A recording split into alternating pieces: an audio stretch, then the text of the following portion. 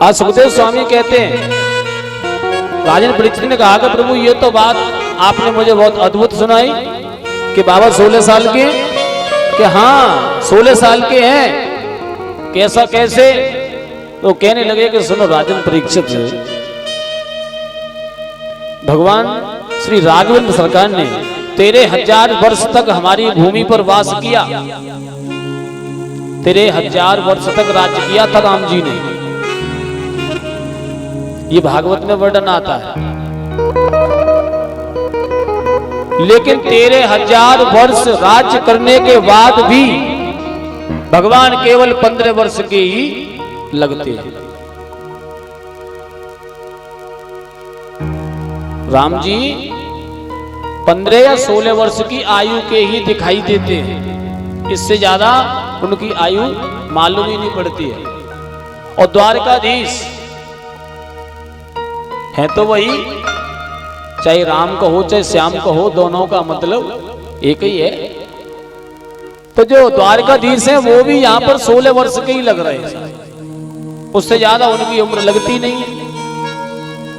उम्र चाहे कितनी भी हो जाए, लेकिन भगवान की उम्र कभी 16 साल से ज्यादा लगती नहीं है। और एक बात और बता दूं, आपने देखा भी होगा कि राम जी का जो तस्वीर होंगी और जो कन्हैया की तस्वीर होंगी, उनमें उनकी कभी आपने ना तो दाढ़ी देखी होगी ना ही मूछें देखी होगी।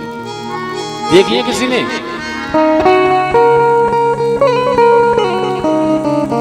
कन्हैया जी और राम जी के जितने भी फोटो होंगे, उनमें कभी ना दाढ़ी ना मूछ कुछ नहीं होगी।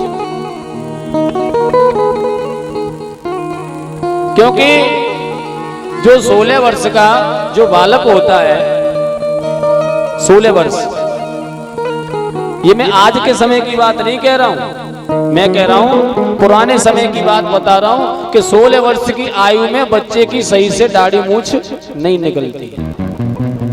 लेकिन अब तो साहब 12 या 13 वर्ष के हुए, अगर नहीं निकलनी है तो वो अपने हाथ से ही हाँ निकलवाना शुरू कर देते कि कैसे भी करके मैं बड़ा हो जाऊं।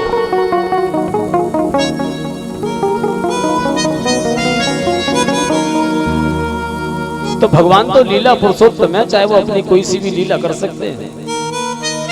तो सुखदेव स्वामी कहते हैं कि राजन परीक्षित, भगवान की आयु चाहे कितनी भी हो जाए, लेकिन वो 16 वर्ष से ज्यादा लगते नहीं है।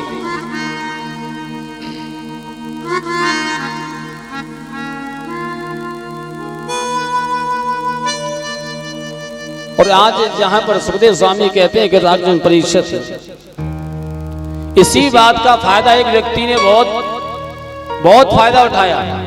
किस बात का फायदा? कि भगवान 16 वर्ष के लगते, इस बात का फायदा, जिसका नाम था पौंड्रक। पौंड्रक राजा ने काशी नरेश से पूछा कि सारी दुनिया उस कृष्ण को भगवान मानती है, ऐसा क्यों? काशी नरेश से पूछा पौंड्रक ने कि सारी दुनिया उस कन्हैया को भगवान मानती है, ऐसा क्यों? ऐसा क्या है?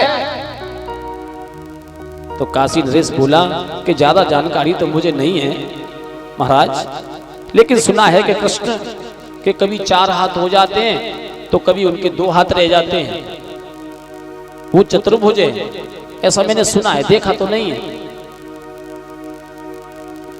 और उनके पास एक सुंदर रथ भी है, और उनके पास एक गरुड़ भी है। पौंड्रक बोला कि यदि मेरे भी अगर 4 हाथ हो, मेरे भी अगर 4 हाथ हो जाएं, मैं अगर 2 हाथ तो मेरे हैं ही, और 2 और मैं यदि लगवा लूं तो मैं भी वही नारायण बन जाऊंगा, मैं भी कन्हैया बन जाऊंगा। काशी नरेश बोला कि रहने दो महाराज, आप ऐसा मत करो, क्योंकि मैंने सुना है, देखा तो नहीं है कि वो स्वयं नारायण है। लेकिन पौंड्रक नहीं माना, उसने क्या किया कि अपने 2 हाथ उसने लगवा लिए लकड़ी की। अब कहने लगा कि उसके पास एक सुदर्शन भी है जो कि हर समय घूमता है, सुदर्शन चक्र। उसने क्या किया कि एक सुदर्शन लिया और अपने हाथ में उसने उसको लगवा लिया। अब कहने लगा उस काशी नरेश से कि देखो अब तो मैं वही कन्हैया हूं ना, और उसने क्या किया कि जो काशी नरेश थे, तो जो पौंडरक राजा के राज्य में जितनी भी जो प्रजा रहती थी, उसने सबसे कह दिया कि आज से उस कन्हैया की पूजा नहीं होगी, आज से मेरी पूजा की जाएगी, क्योंकि मेरे भी 4 हाथ हैं, मेरे पास भी सुदर्शन है, मेरे पास भी सुंदर रथ है।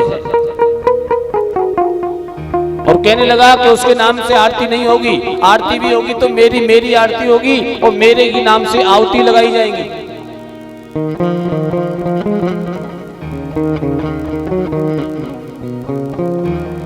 राजा परीक्षित कहने लगे कि प्रभु फिर क्या हुआ? तो सुखदेव जी कहने लगे कि राजन परीक्षित, भगवान बनने में कोई फायदा नहीं है। जो कि पौंडरक भगवान बनना चाहता है तो भगवान बनने में कोई फायदा नहीं है कि तो प्रभु कि सेवक बनने में जो आनंद आता है वो आनंद भगवान बनने में नहीं है। जो सेवा करने में आनंद है ना, वो भगवान बनने में आनंद नहीं है। राजा परीक्षित, प्रभु का सेवक बनने में जो सुख है, जो आनंद है, वो और किसी में नहीं है। आचार्य सुखदेव जी कहते हैं कि राजन परीक्षित, नारद जी इस लीलाओं के दर्शन कर रहे थे कि देखो तो सही, पौंडरक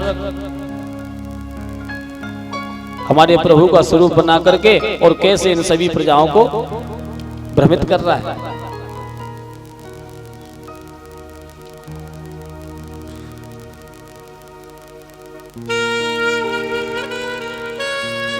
और नारद जी ने सोचा कि चलो आज मैं थोड़ा सा द्वारका में जाकर के देखूं, क्योंकि मैंने भी सुना है कि उनकी 16,108 रानियां हैं और द्वारकाधीश एक ही है।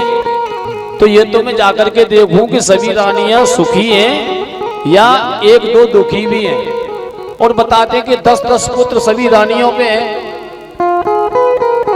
और मैंने यहां तक सुना है कि द्वारकाधीश सभी रानियों के महल में उनके साथ रहते हैं। तो ऐसा तो हो नहीं सकता है कि 16,108 रानियां हों और उनके पति केवल एक ही हो। अब एक होते हुए भी और वो सब के साथ रहते हैं, जहां भी देखो उसी महल में दिखाई देते हैं। नारद जी आए, जैसे पहुंचे सबसे पहले रुक्मिणी मैया के भवन में पहुंचे, जाकर के देखा कि द्वारकाधीश बैठे हुए हैं सिंहासन पर और रुक्मिणी मैया उनकी सेवा कर। जैसे नारद जी को देखा, बड़े भाव से बड़े आदर के साथ में उनको बिठाया, सम्मान किया और रुक्मिणी मैया 4 लड्डू लेकर के आई और उनको खिला दिया कि नारद जी उनको पाइए।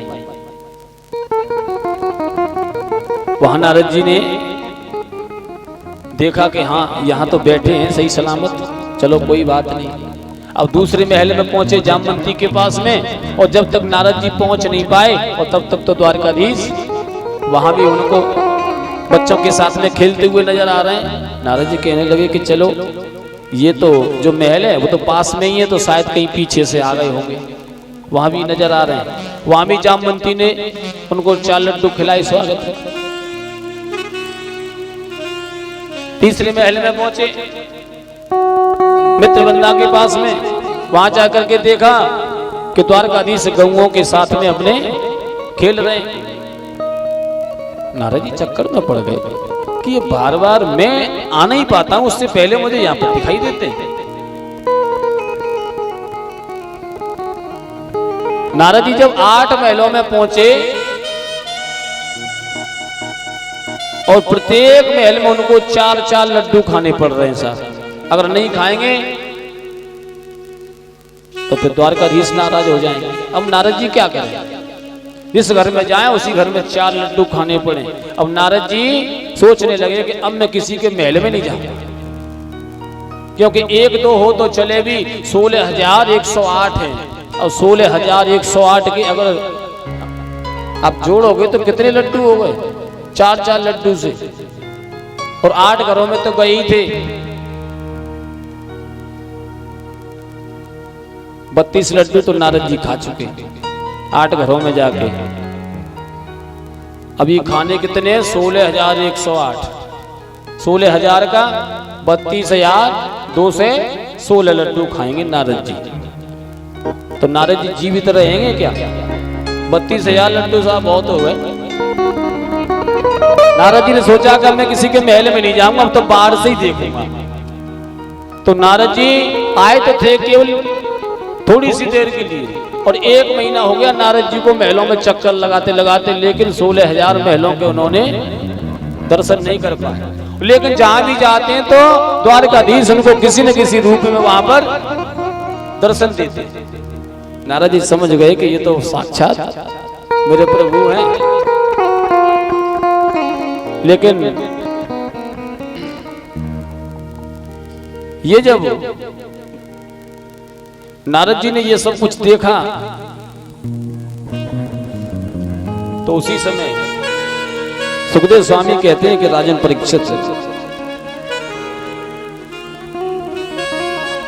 ये सब कुछ देखने के बाद में, और उधर जो पांडव थे वो अपनी नई राजधानी बनाना चाह रहे थे, तो सूचना आई द्वारकाधीश के पास में कि प्रभु आपको आना है और पांडव अपनी नई राजधानी का निर्माण करने के लिए जा रहे हैं। और उसी समय द्वारकाधीश के पास एक सैनिक ने आकर के सूचना दी कि प्रभु आपके नाम से लोगों को ठगा जा रहा है, कि वो कौन है ऐसा कि वो पौंड्रक है, काशी नरेश पौंड्रक। उसने लोगों को बहुत भ्रमित कर रखा है और डरा धमका के वो अपनी पूजा कराता है। ठाकुर जी कहने लगे द्वारकाधीश तो कोई बात नहीं है, जाएंगे जब पांडवों के यहां पर तो उसको समझा देंगे, मान जाएगा।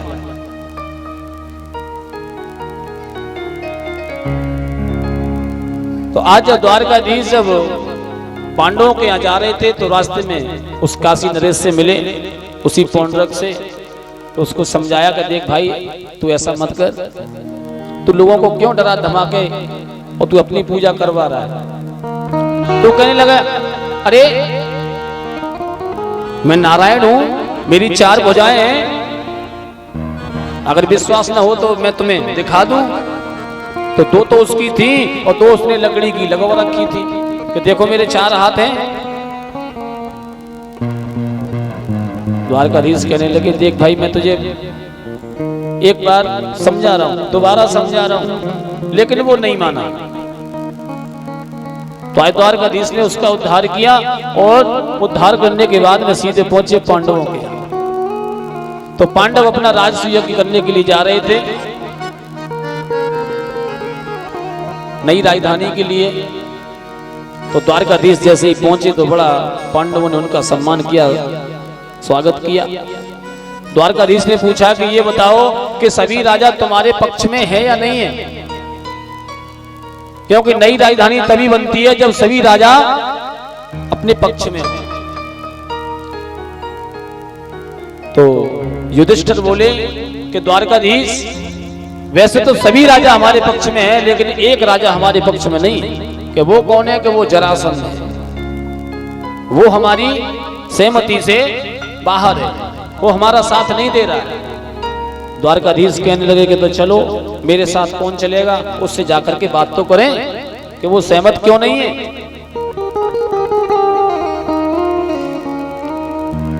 तो आज सुखदेव स्वामी कहते हैं कि राजन परीक्षित आज यहाँ पर अर्जुन और भीम को लेकर के द्वारकाधीश और ब्राह्मण का वेश बना करके जरासंध के दरबार में पहुंचे।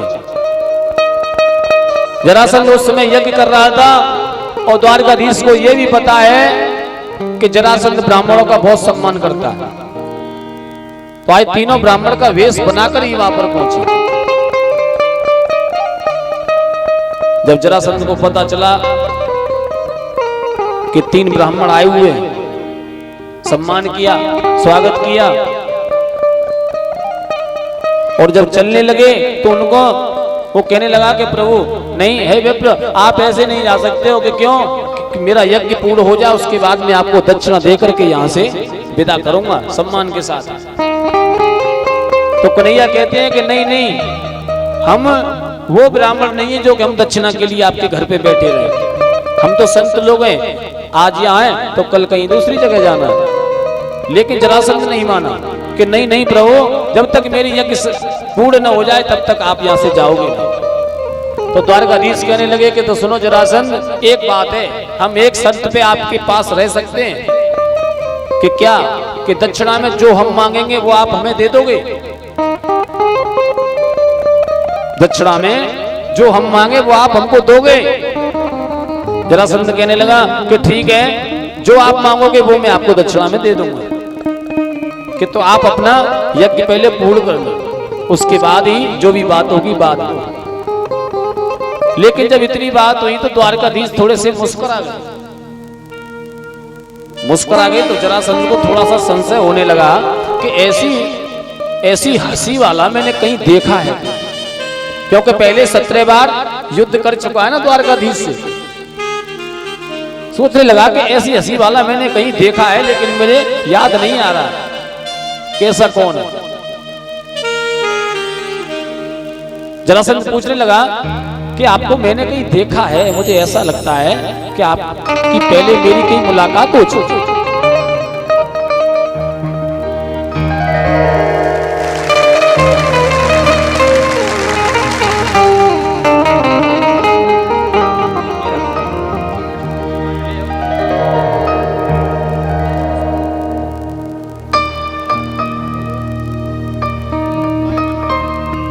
ये जो हमारे जो राकेश यादव जी चाचा जी हैं ड्राइवर, उनके यहाँ से ये इस बच्चे का तो मुझे नाम नहीं पता है, लेकिन माला पहना करके स्वागत कर रहा है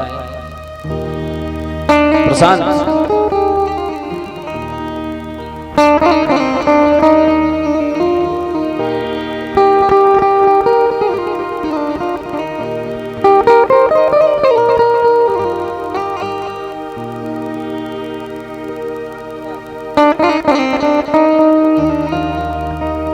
प्रशांत और प्रभात की ये भेंट आई है। तो जरासंध कहने लगा प्रभु मैंने कहीं देखा है आपको, मुझे ऐसा लगता है कि आपकी हंसी जैसा पहले शायद मेरी आपसे मुलाकात हो चुकी है। तो द्वारकाधीश कहते हैं कि भैया हम तो संत लोग हैं, शायद कहीं मुलाकात हो गई होगी, कहीं मिले होंगे।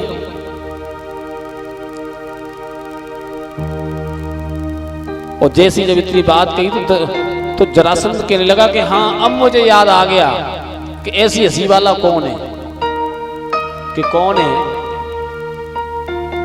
कि जो द्वारकाधीश है ना, जो कन्हैया, उसकी हंसी ऐसी है।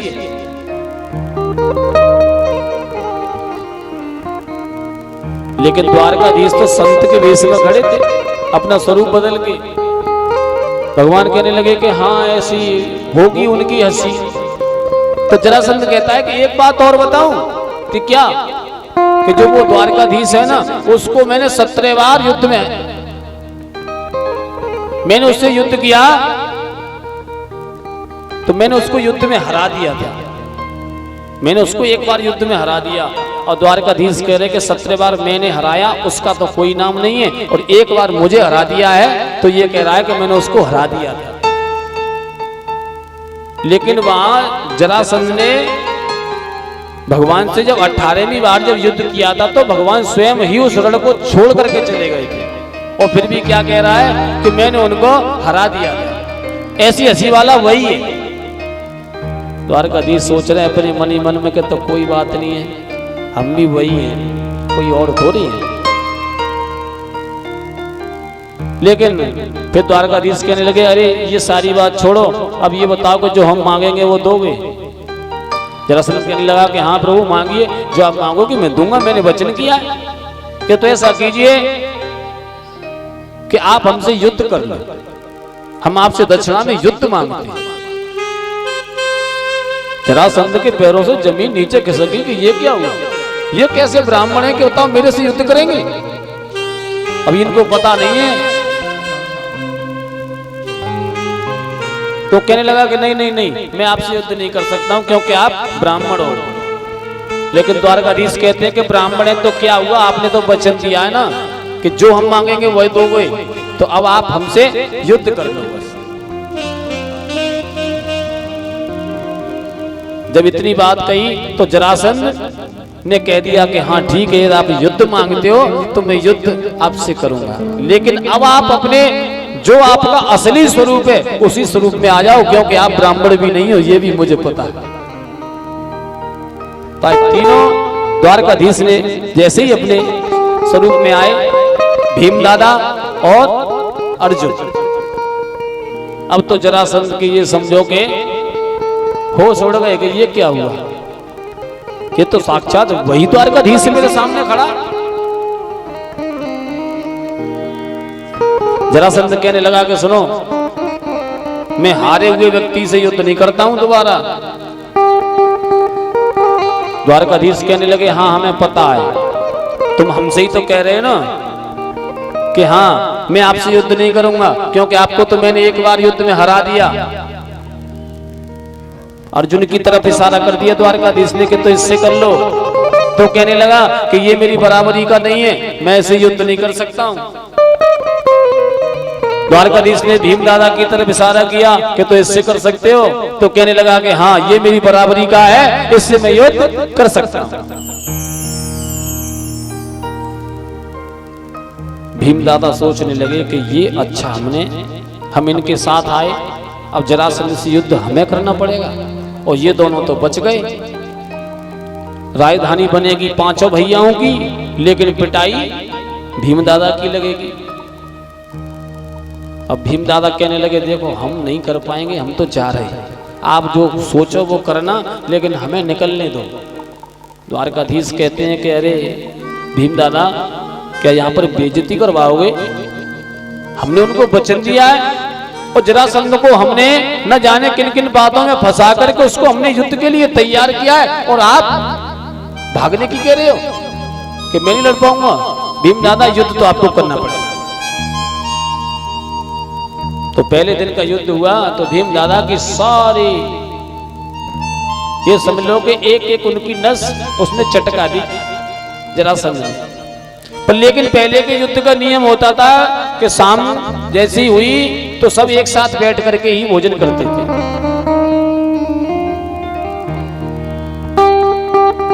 तो जरासंध भी आ गया, वही बैठ के भोजन कर रहा उन्हीं के साथ। द्वारकाधीश भी बैठे, अर्जुन भी बैठे और भीम भी बैठे, सब एक साथ में भोजन कर रहे हैं। लेकिन युद्ध जब सुबह होगा तो दोनों आमने सामने खड़े होंगे योद्धा। तो जरासंध भोजन करने के बाद में जैसे ही गया, और वैसे ही भीम दादा कहते हैं कि अब मैं युद्ध नहीं करूंगा सुबह। कि क्यों? कि आज इसने मुझे इतना पीटा है कि अब मुझे अपने शरीर का भी होश नहीं। द्वारकाधीश कहने लगे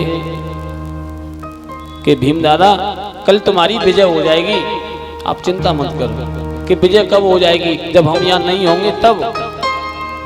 ये तब तक तो हमें ऊपर ही पहुंचा देगा। द्वारकाधीश कहते हैं कि जैसे आप उसके लिए युद्ध करो तो मेरी तरफ देखते रहना, और आपकी मैं विजय करा दूंगा, आप जीत जाओगे। तो दूसरे दिन जब युद्ध हुआ तो जरासंध और भीम दादा में घमासान युद्ध चल रहा था। उसी समय द्वारकाधीश ने क्या किया कि अपने सिंहासन से नीचे से एक लकड़ी का एक तिनका लिया और बीच से उसको चीर दिया। तो भीम दादा ने चीरते हुए तो देखा, लेकिन फेंकते हुए नहीं देख पाए। द्वारकाधीश ने उस लकड़ी के उस तिनके को बीच से चीर करके, और जो सीधे हाथ में था वो तो फेंक दिया उल्टे हाथ की तरफ, और जो उल्टे हाथ में था वो फेंक दिया सीधे हाथ की तरफ। लेकिन ये दृश्य भीम दादा युद्ध में नहीं देख पाए। तो क्या किया भीम दादा ने कि जरासंध की जंगा पे एक अपनी जंगा रखी और दूसरे हाथ से उसकी दूसरी जंगा को खींच के और बीच से उसको फाड़ दिया, और फाड़ के और उसको वहीं की वहीं छोड़ दिया। लेकिन जरासंध को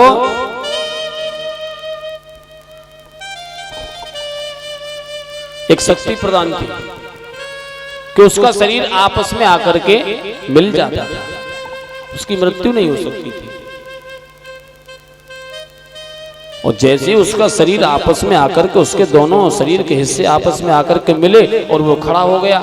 अब तो भीम दादा सोचने लगा अब ये मुझे जीवित छोड़ेगा ही नहीं। शाम हो गई, युद्ध बंद हो गया। तीसरे दिन युद्ध हुआ।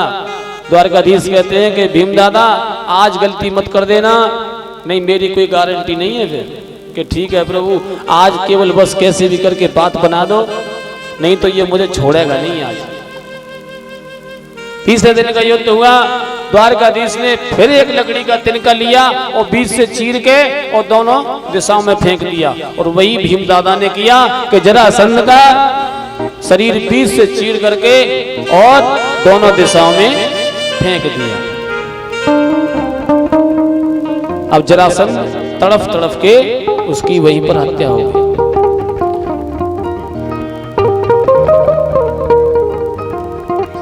आकर के द्वारकाधीश ने पांडवों की नई राजधानी का शुभारंभ कराया। यज्ञ हुआ तो यज्ञ में और सभी ने कुछ न कुछ अपना भाग लिया कि भाई हम ये काम करेंगे, हम ये काम करेंगे। सबने कुछ न कुछ लिया, लेकिन द्वारकाधीश ने क्या लिया? द्वारकाधीश ने कहा कि देखो, जो कोई नहीं करेगा वो मैं करूंगा। तो सब यही चाहते हैं कि जो हम ऐसा काम लें कि हमारी उस काम को करने में बेइज्जती ना हो। कोई देखे तो हमसे ये नहीं कहे कि बताओ ये इतना बड़ा आदमी होकर के और ये ऐसा काम कर रहा है यहाँ पे भंडारे में या कहीं भी। तो द्वारकाधीश कहते हैं कि जिसकी जैसी इच्छा हो वो वैसा कार्य ले ले, पर लेकिन जो कोई न करे वो कार्य मुझे दे दे। तो द्वारकाधीश ने पत्तल डालने का काम साहब द्वारकाधीश ने लिया कि जितने भी भक्त आएंगे, जो भी भोजन करेंगे, उन सब की पत्तल उठा उठा करके मैं डाला। द्वारकाधीश ने क्या काम लिया कि पत्तल उठा उठा करके मैं डाला।